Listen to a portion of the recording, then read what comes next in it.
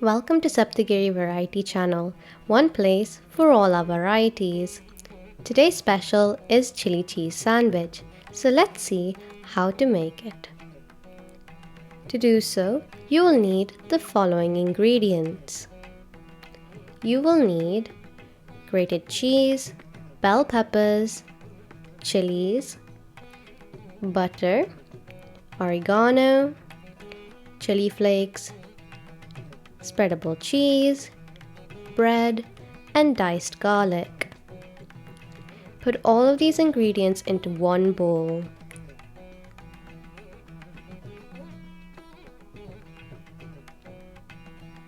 Now, mix to form a spread.